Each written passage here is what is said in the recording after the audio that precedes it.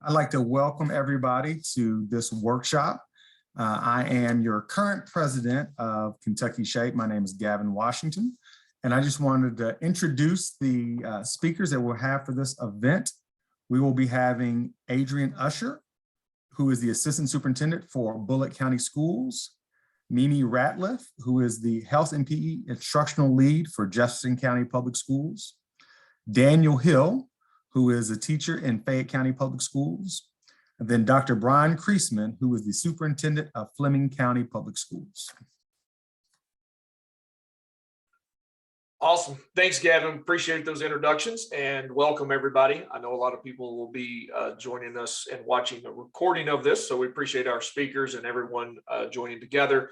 And of course, as you saw from the email that we've done, also the upcoming Speak Out Day will be March 14th through the 18th. So this is kind of a precursor to that, but it's also to connect you with local champions and other folks that are doing some really good work as it relates to Every Student Succeeds Act. So with that said, I'm going to share a screen and then go through some resources that you'll be receiving as a result of this. So we'll be sending this out in a PDF version.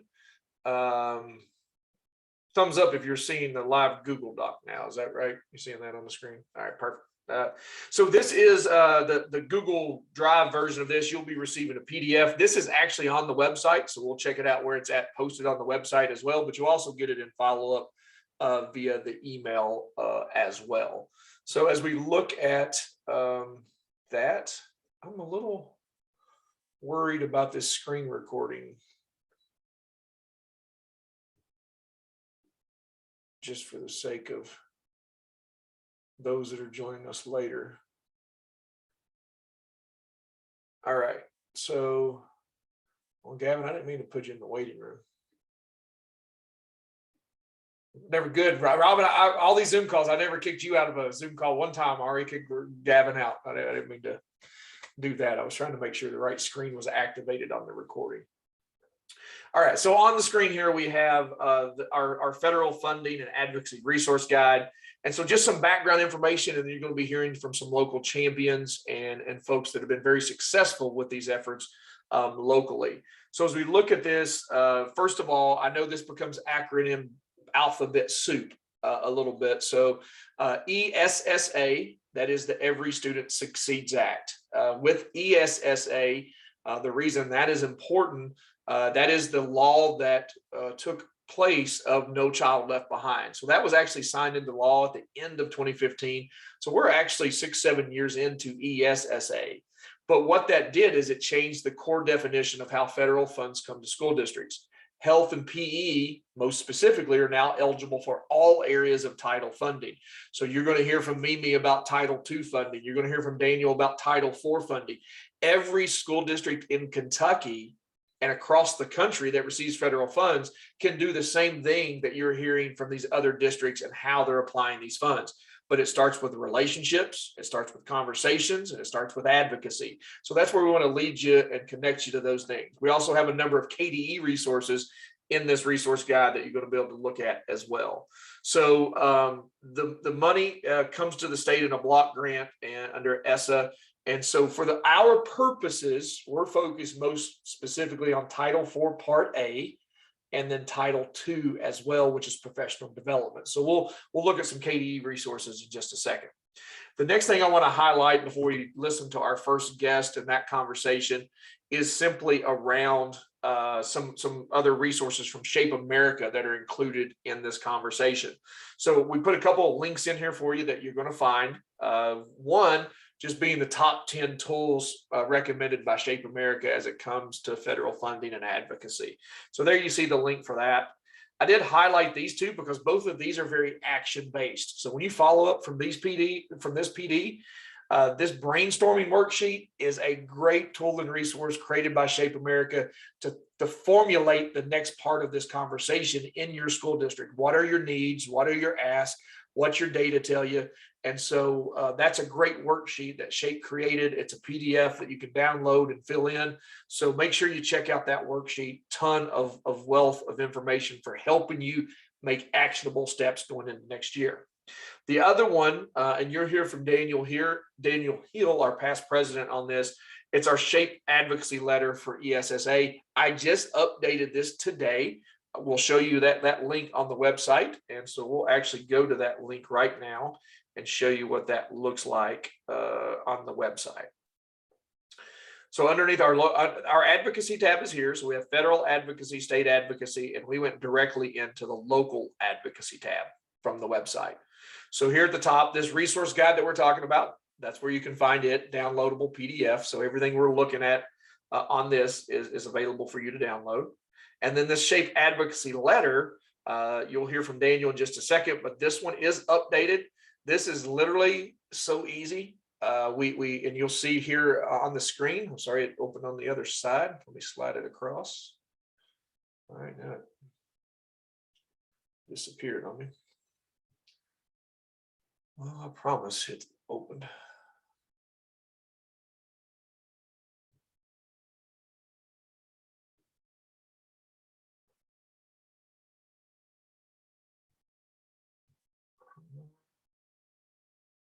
Come on across the other side. I'm trying to slide it. There we go. All right. So this is literally a copy and paste. You can modify it. You can amend it as needed. But as you look at the letter that you can send to your district federal program coordinator, your superintendent, whatever, every district's made up different. So whoever's in charge of those federal funds, it's a great thing to bring back to your wellness committee or your parent group to help facilitate that conversation. Again, you'll hear firsthand from Daniel about this letter, but a couple of updates in this letter that was not in the previous letter.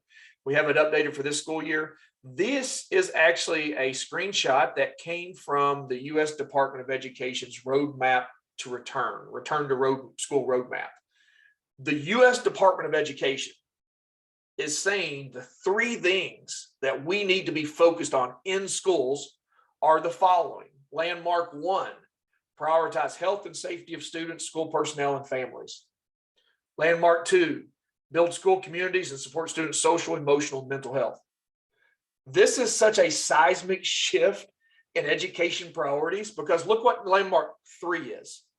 Accelerate academic achievement. For far too long, every dime and every penny we put places in local school districts has been all underneath Landmark 3. This has been our biggest battle for the last 2 decades in education. But all of a sudden, because of COVID, it has highlighted the need of health and physical education. So you're next going to hear from Dr. Adrienne Usher. I may have put doctor in front of her name. I may have misspoken, but Adrienne Usher is the assistant superintendent from Bullitt County. And she's going to talk to you about how they've been gathering all of these connections and conversations. So great hands-on thing that's there. And so we go through just helping you make that case for your local district and starting that conversation at the local level for the things that you're learning in this webinar today. Decline that. All right. So the other things on the letter here, and this is the reason this webinar is far longer than we have time for today, but this is the other thing, and we hope to bring her on at some point, but Ms. Layla Brewer is the title coordinator for the Kentucky Department of Education. This link here at the top will take you to all the following links. And so I've kind of condensed them just so they fit on the page a little bit more, but there's a ton of information that the department has created, including webinars on Title IV, on safe and healthy schools, on well-rounded, on use of technology. It is all there. And I think there's just a lot of people that don't realize the access to the information that's out there and what a great job the Department of Education has done. So her contact information is there. That's on the bottom of the website, but there's a ton of information in additional follow-up that's available to help schools navigate how you access these funds. I know of at least 8 or 9 teachers in the state of Kentucky. Actually, maybe more than that, because as I'm doing my math, I know Fayette, Bullitt, Jefferson are all sending teachers from Title II funds. So there's a lot of opportunity. That's to the national conference. That's New Orleans in April. So this is really happening. For a long time, we talked about ESSA. It was very abstract. We know it was a possibility, but now this is really making an impact. And that's really part of why we want to build up Advocacy Day, is we want legislators to know what a difference this is making in the life of your students. But we also want to help you get there as well. The other two things that are on this resource guide are the two big ones. And this is the Advocacy Center. This is the email center. So you're going to see blasts coming out from us leading up to Speak Out Day. Even if you don't participate in Speak Out Day and join the virtual presentations, we still need your help. Sending those emails, creating those relationships with legislators to let them know this federal funding is really important in making a difference in your school community. And then there is the advertisement and the engagement for the virtual Speak Out Day. At the end of this webinar today, you're going to hear from Dr. Brian Creasman. He's the superintendent in Fleming County Schools. He's no stranger to any of us that are on here now, but he did our keynote this past summer. He's been to both the last two Speak Out Days, both the in-person and virtual. So you'll hear from Brian and his experience, and he's looking forward to participating with us again in virtual Speak Out Day. So we hope that we'll have more people that will join us and be interested in meeting. And even if you just come to observe, Daniel, Robin, a lot of people in this call have been to those Speak Out Days. And sometimes that first year you go and just share a little bit. And other times, some people we just observe, we conquer and divide.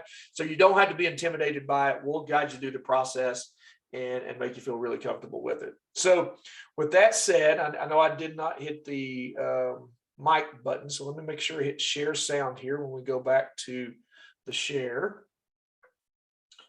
And then we are going to pull up a video that was right here ready.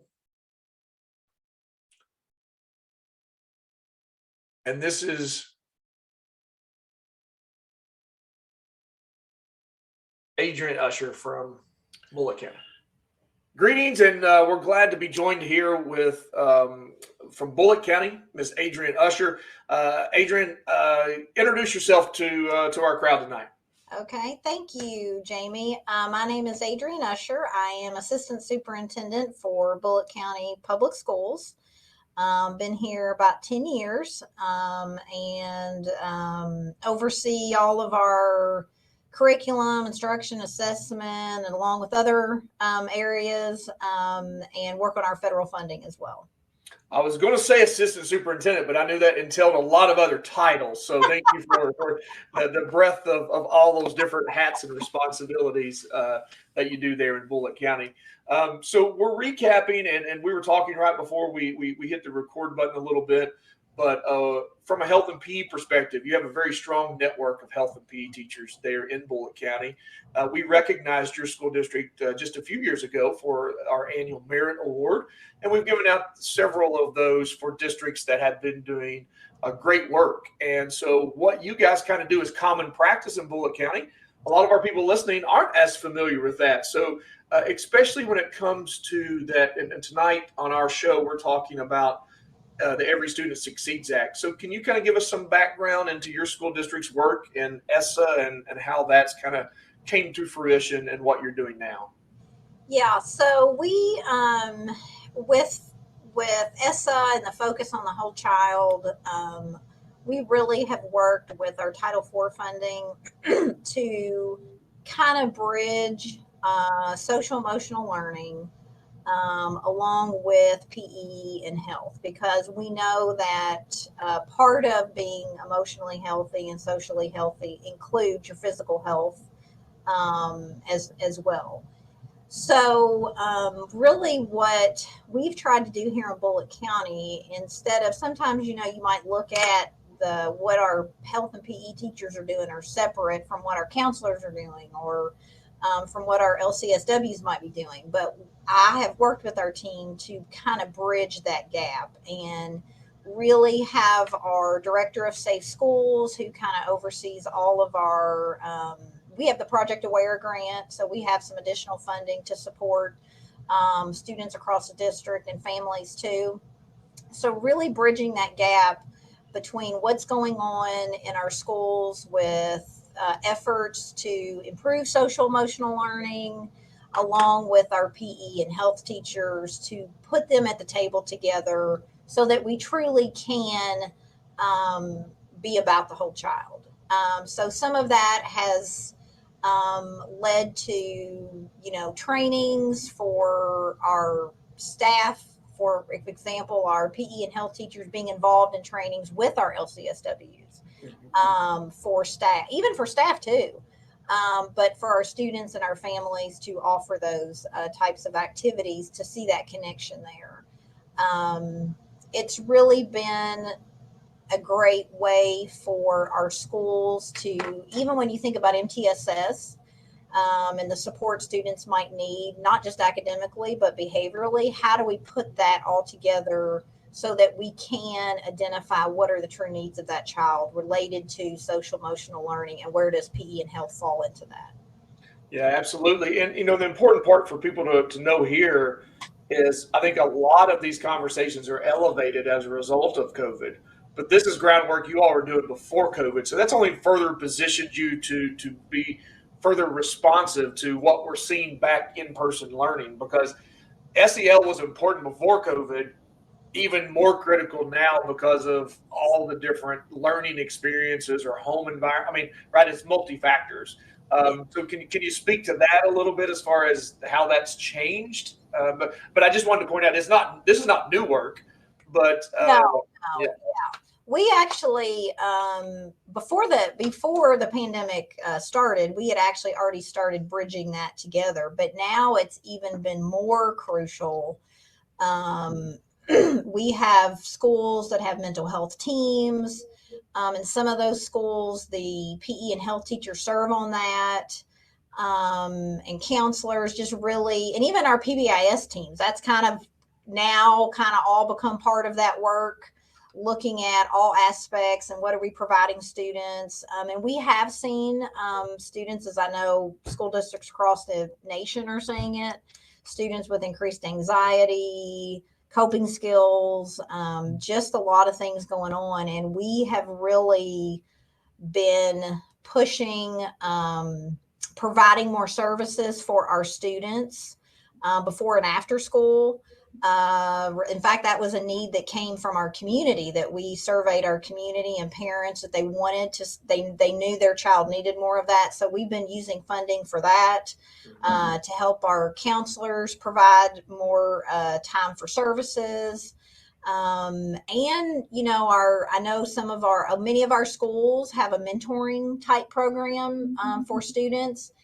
And our PE and health teachers are a part of that as well. They have students they mentor and check on, and that's all a part of that SEL and working on the whole child and not just focused on academics too. Awesome. And you touched on a couple of things there, but could you further with data points? And you talked about strategically having people at the table, and I repeat a lot. Relationships are very important, right? And not only relationships with students, but relationships with all the different people that need to be at the table. But you all have also utilized a lot of different data sources, including, I know you all worked with the Alliance for a Healthier Generation, but can you speak to that and some other data sources that's been important to your work there? Yeah. So, for our funding, obviously it's important that you're using data to know, are you using that funding appropriately to meet the needs of students? So really on our team, we sit down and talk about a variety of data sources. We know one data point doesn't tell the whole story. So we look at everything from, how many students are involved in seeing our LCSWs, what are those reasons why? We look at our behavior data, behavior interventions, our trauma informed data that we collect. There's just, through our Project Aware grant, we have a lot of additional data sources that helps us too. But, talking with our school counselors, talking with principals and finding out what the needs are. There's surveys, within the PBIS system, there's a tiered fidelity system that provides some insight into that as well. So it's not just one data point. It's really finding out who's reaching out. We have an after hours hotline, for example. for support for our families and students. We really tap into that, what's going on after hours with our students. We also have a program called Handle with Care. There's a lot of districts that I know utilize that program that provide, gives us information if there's been a traumatic event at the home that it may be involved law enforcement. We get notifications on that. So it's everything from behavior to PBIS systems at schools, to what are the health needs of our kids, mental health, and where does physical health fall in all that, and putting that really all together to create the vision of where we want that funding to go and how to impact our students and our district as well. Awesome. Awesome. And lastly, just for our audience specifically, it's so reassuring to have been in charge of the coordinated school health grant at KDE for so many years. And now I know they're promoting the whole school, whole community, whole child approach. And just to hear this living, breathing example is just so refreshing. But for our audience, can you speak specifically towards the health and PE elements that have been funded and even things that are still happening in our near future? Yeah. So each year I use that funding to provide time for our PE and health teachers to attend conferences put on by KYSHAPE. This year I'm actually sending a few to the national conference, and then also including some mental health staff in that as well. Our director of safe schools will be attending, and we have some others in the mental health world because there is such a connection to that and everybody kind of being on the same page. Our lead, I guess you could say, he's the one I worked with the most, Dennis Menace, in our district. Him and I talk about this quite frequently, opportunities that are coming up and professional learning. He knows I'm very supportive of health and PE in our district, and just trying to provide opportunities for our teachers and looking to the future to provide more knowledge and professional learning, not just for our PE and health teachers, but those involved in that SEL work, along with even classroom teachers too. And where does that fall into there? Yeah. Thank you so much for that.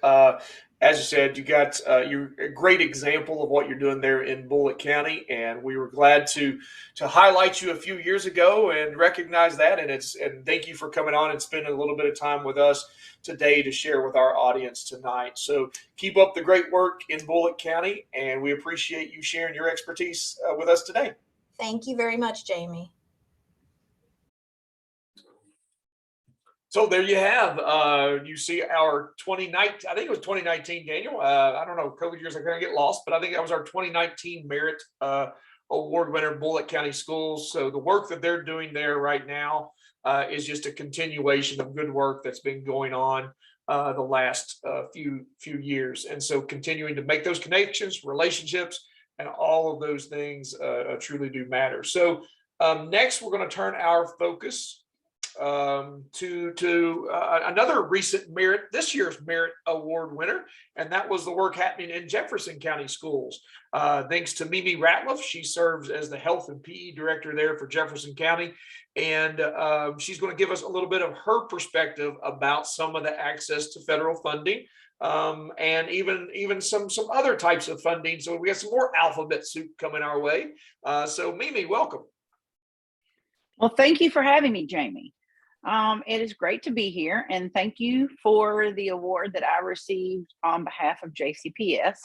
I am happy to be here and share what we do and how we spend our money. So I'll let you do the asking, and I'll try to give my answers. So we talked a lot about Title IV, and that comes in a couple buckets that we saw in the resource guide. It's well-rounded, technology, and safe and healthy. And so there's ways to navigate that. but you've had a little more experience and success with the Title II funding, which is specifically around professional development. Title II is Title IV is a little different. It's a consolidation of a lot of different types of grants and programs. You hear Layla talk about that in the webinar. There's some math funding. It's where PEP funding came from. It's where safe drug-free school money came from. So they took all these different grants and combined them into this big block grant. So that's Title IV-A. But Title II, every district's been used to using that. We've just never had health and PE at the table. So can you talk to us about Title II? Sure. So as the health and PE lead for JCPS, one of my biggest responsibilities, in addition to providing resources and going out and meeting with folks, is providing quality professional learning. And I have a budget each year that I am given that I plan my professional learning around. This year, because of COVID, I was gifted some extra money, so I'm extra excited about that. But I usually spend the money that I have on the actual training for the physical education or the health session. And then if there are resources, for example, today I had a training through Spark PE on inclusive physical education. And Robin, who is on here this afternoon, is one of the folks that attended, and I will be able to use the Title II money to buy her an inclusive curriculum through Spark. I'm able to use that Title II money. For example, we had a speed stacking PD, and I was able to purchase equipment to use during the PD that I was then able to give to the folks that attended. We, as health and PE, do not get our money from Title IV. I don't know all of the reasons for that, but I have been very satisfied with being able to use our Title II funds. Yeah, and I think that's the main thing for everyone to know is there's a lot of flexibility with these funds, but the use of funds, there's one key element, a conversation. It's not, Carly Wright, she said it the first year of ESSA, and it remains to be seen. It's not the prom, don't wait to be asked. You got to engage in that conversation. So we'll hear some strategies around that in just a minute. But the other thing that's at the table now is the ESSA funds, and the ESSA, yes, another acronym, Elementary Secondary School Emergency Relief Fund. These have come in several different waves from Congress. There is more money right now. Here's the thing for all of our health PE teachers. If you're not getting a dime of federal dollars in your school district right now, you're never going to get it, because there's never been more than what school districts have. So if you're not in the conversation now, because ESSA's here to stay. That is the federal law. That's where accountability is based on. But ESSA is the supplemental. And so there's a lot there as well. So you've had some success with accessing some of those funds. So I was able to purchase a Spark digital curriculum, though we've not gone through all the red tape yet to get it to the teachers. We're still in the process of that. But I was given, it ended up being around $55,000 to purchase a digital curriculum for each middle and high school, and then 2 for the elementaries, because there's a K2 or a pre-K to 2 and a 3 through 5 or something like that. So I was able to get a chunk of money for our digital curriculum, and that was on the PE end. On the health side, I was able to spend about $20,000 to purchase some quality resources from RMC Health in Colorado, and then ETR. I'm sure you're familiar with that. And so I will say that I didn't realize how hard the digital process was for getting things approved, but working with Spark and getting the money was not at all difficult, even though $55,000 to me, I thought was an incredible amount. And my boss was like, no, that's nothing. The music guy asked for $325,000. So, you know, it is the time to ask for things. As I go into schools, one of the first things that I tell my teachers is that if you've not asked for ESSA funds, then you're missing out. One of our high school, gave each team $17,000. So the health and PE team got $17,000 to do with. One of our middle schools just got 10 new treadmills for their exercise room. We've got one school did a gaga ball pit for their playground. Several schools have gotten climbing walls and just completely updated their equipment. One school did a lot of fitness, a brand new, like real at an elementary level, really rethought how they how she was doing physical education. Her principal bought in, and they ended up spending about $6,000 to really look at a shift towards more mindful and more different types of exercise outside of the box from what they were doing. Yep, absolutely. And so, you know, the core of all this, Mimi, comes back down for our teachers to walk away with being engaged and knowing what's in your school improvement plan, knowing what's in your district improvement plan, because ultimately in Kentucky, when you look at the process laid out, it all has to connect back into those improvement plan processes. So it's nice to have a wish list, but you also got to have a needs assessment. And you'll see that in the Shape America document. You'll see that in the KDE document. And so for a lot of our school districts, they still use that Alliance for Healthier Generation assessment, or you can use the school health index. So having that data available, you know, like we talk to PE teachers all the time in our association. We don't get content PD. Well, have that data available. Don't just know that. You got to have a data collection that stipulates that, so that you can make that case of why you need to go to the state conference or the national conference or things like that. So all of those help to make that case. Mimi, thanks for your time. And I know a lot of people may be thinking right now, as we think about, well, how do I start this? What do I do next? How do I get that conversation started? It's great to hear things are happening in Kentucky, but where do I begin this? Well, we just so happen to have somebody that took the bull by the, what's the saying, Daniel? You got to grab the bull by the horns or something like that, right? You were at the table. I wasn't gonna finish this sentence.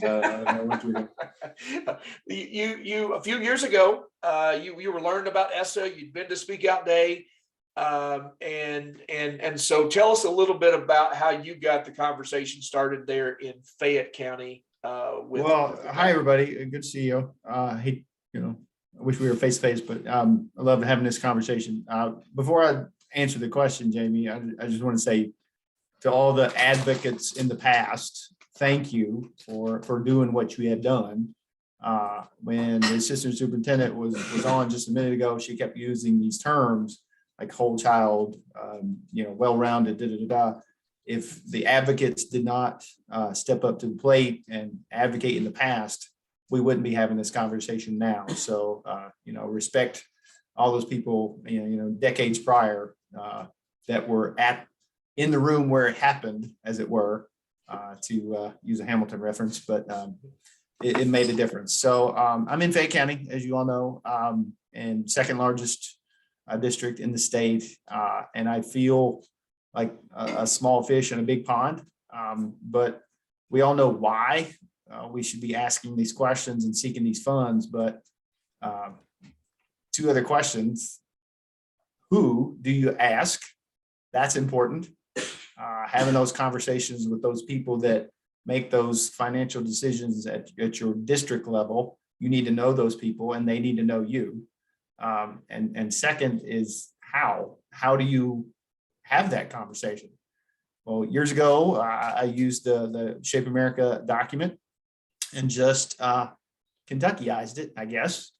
And I put my kind of personal story in it. The fact that I get this amount of funding and I have these many students and have these many needs, and I'm asking for these funds to help me meet their needs.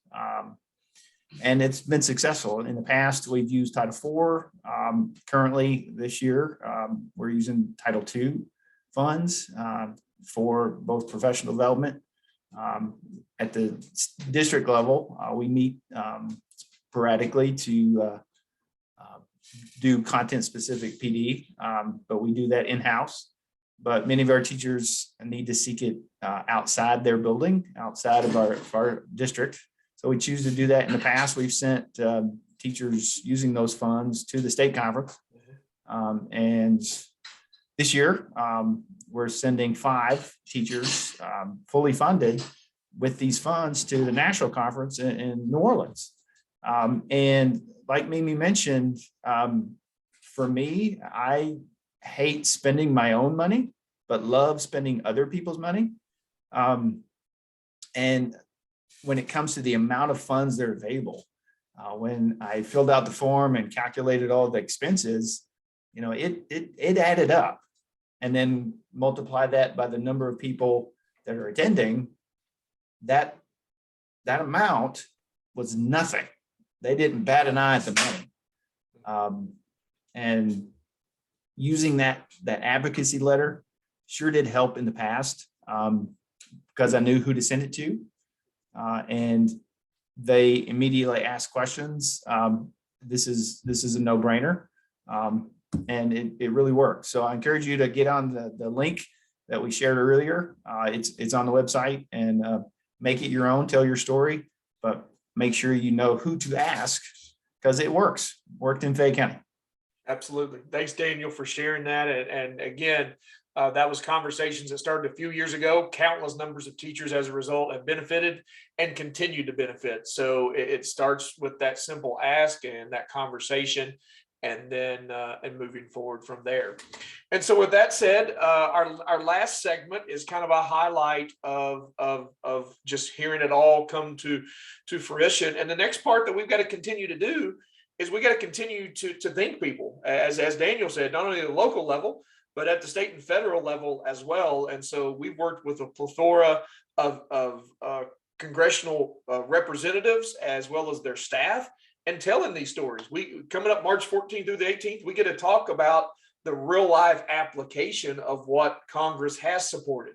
And the cool thing about ESSA, it has always traditionally had tremendous bipartisan support. There's not a lot of bipartisan things that happen on Capitol Hill, but funding for ESSA has always had a lot of tremendous support through the change in presidential administrations, through the change in the balance in Congress. And again, we have a very mixed bag of representatives and senators here, but overwhelmingly, we get a lot of support around ESSA. So when they hear how this makes a difference in the lives of students and what's happening in the lives of your school, it makes a difference. And so we're going to continue to tell that story. So to tell that story a little bit better for us, we're going to have a quick interview and share that story with Dr. Brian Creasman of Fleming County Schools. So here's that excerpt from Dr. Creasman.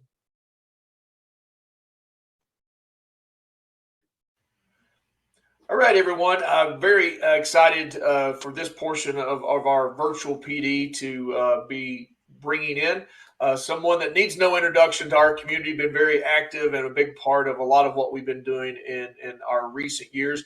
Dr. Brian Creasman, Superintendent of Fleming County. Brian, how are you doing? Good. It's raining cats and dogs right now, but good, and I've got to get out in a few, and I hate driving in the rain, but we'll deal with it.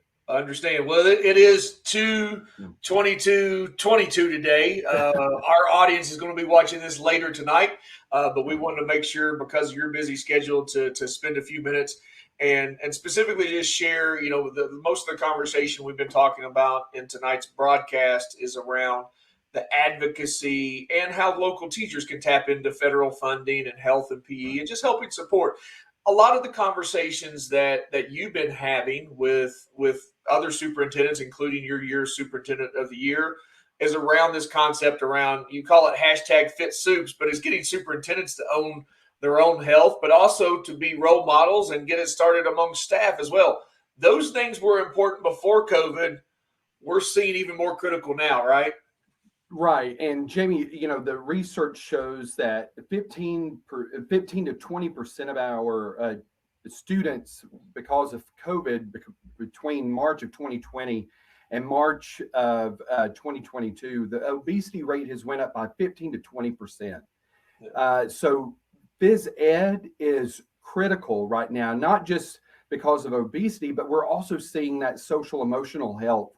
Our kids are struggling right now. And, I keep saying that physical ed and health teachers were talking about SEL before it was sexy to talk about. And it's so critical that we involve our physical education teachers in these discussions, because we know when kids are moving and when kids are really focused on their overall health, all the positives start increasing and all the negatives, such as teen suicide, teen depression, teen absenteeism, start decline. And so it is really key that we empower and involve our phys ed teachers in a lot of these crucial and critical discussions right now.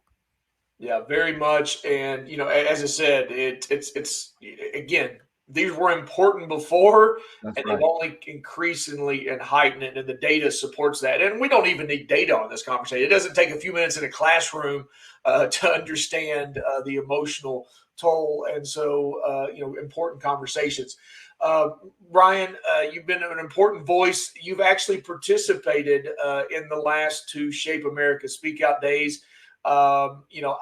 We've recognized you at our award show in the fall, and you keynoted our conference last year, coming hopefully as we continue to come out of this pandemic. So we appreciate all that you're continuing to do to elevate that. But we want to specifically talk about your experience. And so let's go back to March of 20. We arrived in DC. We knew not to shake hands, and that's about all we knew about this pandemic. And so tell us about just your personal experience and what prompted you to come on that trip, and then what that was like meeting with legislators and things like that. And as we do that, I'll pull up some photos of that trip as well. Sure. And Jamie, when I got to Washington, D.C., just the energy among the teachers, I honestly, and as I told you, I really did not know what I was getting myself into. But it was a room full of, a conference room, a convention hall full of teachers from, I think, all 50 states. And they were it was just so high energy, and it was so powerful, because all it was focused on, okay, what can we do for kids in our area, and through advocacy. The teachers there, that those 2 or 3 days, they had a focus on making sure that the legislators understood just how important social emotional, again, that was before we really knew what we were dealing with COVID, and how important movement and recess were to students at the time. And when we started off, it was 2 days of meetings and moving from legislator to legislator.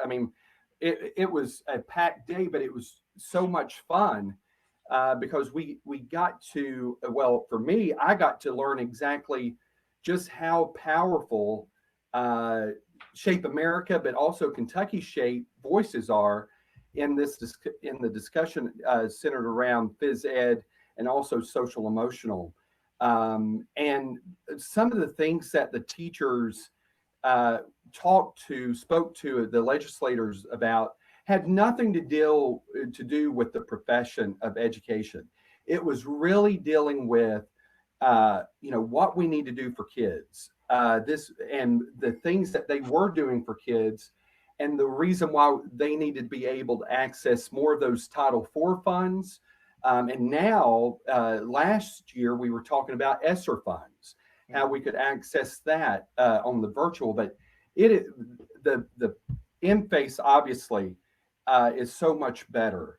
But the virtual meetings that I attended last year, it was really, it's really, you know, moving to hear teachers talk so passionate about their kids and their classrooms. And, you know, we know the classrooms for phys ed teachers are huge spaces, gyms, but they were just talking so powerfully about their kids. It was, and I think that's what legislators want to hear. They don't want to hear, you know, a lot of the behind the scenes work that our teachers do.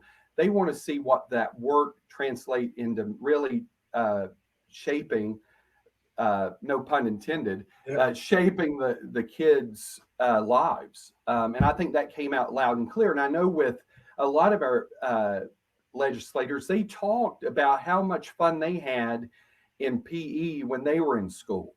Yeah. So they understand that. They may not understand a lot of the current things happening in education, even though they're legislators, they may not understand, but they do know what PE is, because all of them participated. Yeah, absolutely.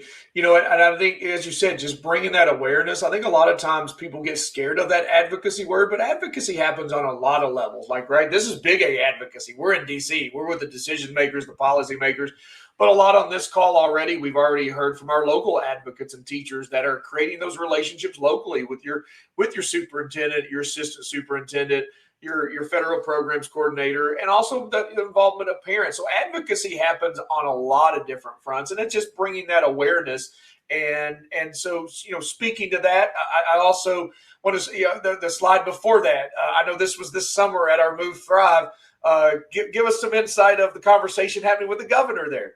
Yeah, so this was right after I finished speaking, and one of the things we're very fortunate here in Kentucky that we have. I mean, if you don't know, you're not listening, but he prides himself in being a governor for education, public education. And we were the first state to vaccinate all teachers that wanted to be vaccinated, and that was because of Governor Bashir. But after this, we were talking about just how important it was. You know, forget the test scores. We've got to make sure our kids' health and their well-being is taken care of.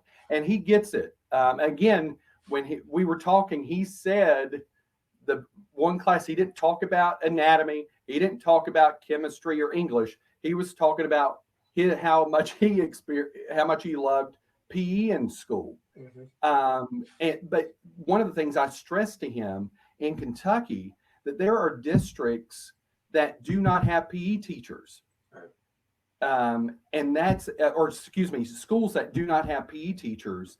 And that can't happen right now when we know that this is a health pandemic. But he listens, and we're very fortunate to have him because he, you know, every time he speaks, I don't care if it's about water, agriculture, or the economy, he always throws in something about education. And that is so powerful here and nationwide, you know, that, you know, he's advocating for education, and he's having to advocate statewide. But Jamie, I think that what you were talking about, that local level advocacy, is so important that we've got to talk to other superintendents. And I try to talk to other superintendents anytime I get a chance to, about just how important, you know, their PE teachers are right now. And one of the things, Jamie, if I know you were at the National Superintendents Conference last week with me, next year's conference theme is Live Well, Lead Well. So it's getting noticed, you know, with that hashtag Fit Soups, and now that hashtag Live Well, Lead Well, AESA, which is the National Superintendents Association. They're now getting the picture that just how important health and well-being is. Yeah, absolutely. And that's great to hear that theme. And as I said, as soon as you said that, I was like, wow, Fit Soups really has a continued platform for not only capturing the attention of our state leaders, but also obviously an important conversation happening around the country. The other important thing to talk about in advocacy when it comes to healthy kids and healthy students and outcomes, these are not partisan discussions. You've seen Democratic Governor Bashir, Democratic Representative Yarmouth, but here we have our Republican representatives as well. This is something that everyone can unite behind, and that means a lot to a lot of other bigger goals. I know you spoke to that piece on a healthier workforce and healthier communities in a lot of these offices. Can you speak to that longer term path of why this matters so much? Yeah. So, Jamie, I think you told me one time that right now the Army, the military is struggling finding people enrollments because of their health and well-being. It's just not there. It's not due to their education. It's just the health and well-being. And one of the things that we stress, the team that was with me, we really stress that if the students' health and well-being isn't prioritized now, chances are it's never going to be. And that's going to start crippling our economy, both locally, across the state, and nationally. That we've got to have a healthy, workforce, and that starts in pre-K. It doesn't start the minute they graduate from high school. And yes, all of the reading, math, writing, that's important. However, if their health and well-being isn't prioritized, it really doesn't matter how good they can read, because their lifespans are greatly reduced. And what we do, our habits as adults are formed where? Chances are in K-12. Yeah. We form those habits. So if we can get kids into a habit of prioritizing their health and well-being, and I know it's so hard because, really probably we are the only ones talking about health and well-being. Their parents, they're working, they're not prioritizing their health, or few of them. So it's incumbent upon us to really teach that, teach that to our kids. And I will tell you, I have a third grade 8-year-old daughter who she would miss Tuesday through Friday if she could, but she's not going to miss Monday because she doesn't recognize. I keep asking her, I use the wrong terms. I asked her how PE and health went today, and she said, I don't know, but I had fun in gym. Yeah, sure. So, that's where they, in elementary, especially, Jamie, you know this, K through 3, those kids love PE, and then it starts fading off. So we're doing something, and I'm not saying the teachers are doing something. I'm saying the administration, that's me, we are doing something that starts that decline in PE. So we've got to really work with our teachers to find out, is it scheduling?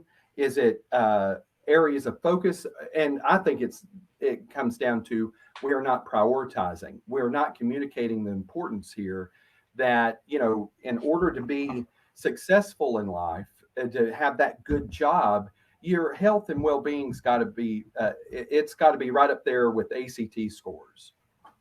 Absolutely. And I appreciate all the help and work that you've done in advocacy to help kind of us push that metaphorical rock forward. And the pandemic has certainly shined a light on why these things are even more critical than ever. Brian, I appreciate your time as always. Thanks for joining us. I know you got a super busy schedule. March 14th through the 18th is going to be Virtual Speak Out Day. I think, I know we did some things before, so maybe we can get the education co-ops behind this, and Fit Soups, and maybe do that tennis shoe thing that week. And so we'll talk more about that and have an announcement coming out. Well, I will tell you, so that picture you can't really see, but I was the only one with traditional tennis shoes on. I had my black Nikes on. Jamie, I said, I will never go again without a colorful pair of tennis shoes. So I have a blue pair ready to go the minute we can go back on the Capitol. All right. Well, we'll do some creative things March 14th through the 18th, and we'll look forward to even brighter shoes back in person as well. Yeah. Dr. Creasman, thanks so much for everything you do, and thanks for joining us and sharing with your expertise. Yeah, thank you. All right. So there you have a great plug for Speak Out Day, why that's important. I know that technically the deadline for sign up for virtual Speak Out Day closed on February 20th. But I already told Miss Carly Wright that we had this event going on and we were connecting a lot of conversations. So we'll once we get our schedule set for those that want to come and join the Zoom calls for virtual Speak Out Day, even if you want to observe, we'll certainly have ample opportunities. It is a little more challenging. We learned that last year. Some of you all participated. When you go to the Hill, it's one day and they do the schedule for you. Where now it's across 5 days and you really don't know your work schedule and it's hard to commit to. So we're going to be working with some coordination on that and letting folks know when we're going to be meeting with various representatives and things like that. Before we do anything else, is there any questions? I don't see anything maybe in the chat necessarily, but anybody that's joining us live, now's your time. Moments of wisdom. Good to see Mr. Mark Fulmer from up there at our district director for Midwest up in Illinois. So our adopted Kentucky father or grandfather, which one would call you, Mark? I don't know. It depends on who you're talking to. If you're talking to Katie, she's probably going to call you grandpa, but the rest of us probably, because she's our young one or whatever. So I'm getting the hot water right there. Well, thanks everybody. I'm going to turn the recording off and thanks for joining us. And for those that are looking for the PD certificate, we'll send out a follow-up that you'll be able to complete to verify your attendance and participation in the webinar. Thanks, everyone.